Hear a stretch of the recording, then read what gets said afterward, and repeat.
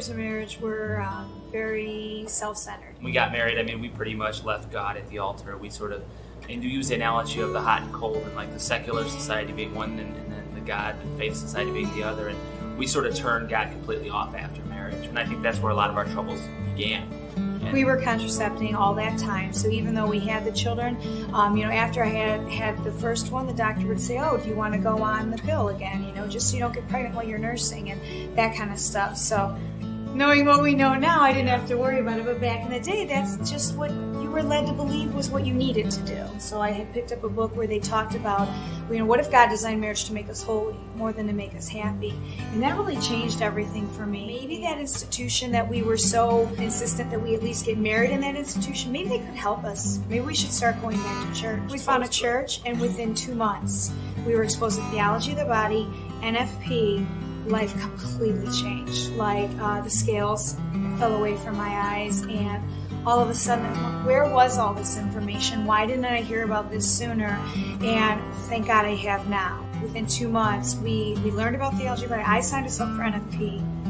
Todd was there. I was there. He attended the classes. I don't know how much I knew that NFP was a central component to theology of the body, to really understand the relationship and the language that our bodies speak to each other, and to really try and crystallize that.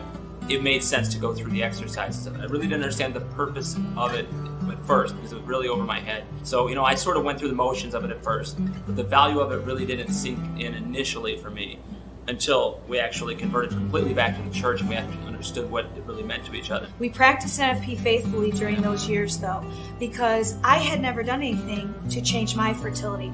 All the signs were right there. So we were learning about my body and how to respect the gift that God gave us through my body's signs, and then practicing faithfully. Now it's a matter of, if God decides to bless us with another child, then so be it. We're ready. But, it's an important message because I think a lot of people want to go through we can't do NFP, that's too long of a period of time to not be with their spouse and stuff. And, I always look at it the analogy of, overindulgence is never a good thing.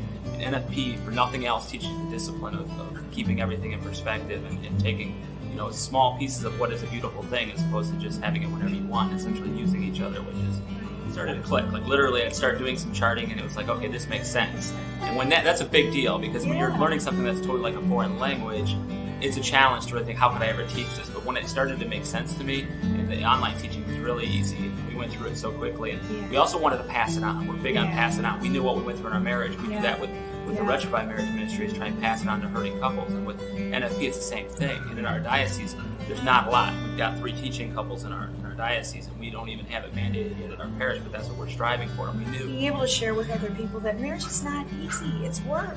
It's work. But if you will use tools, especially NFP, God can do wonders. Our circle of friends has come completely turned around now because we have, the 10 couples that were in our marriage ministry, and all of them practice NFP as well.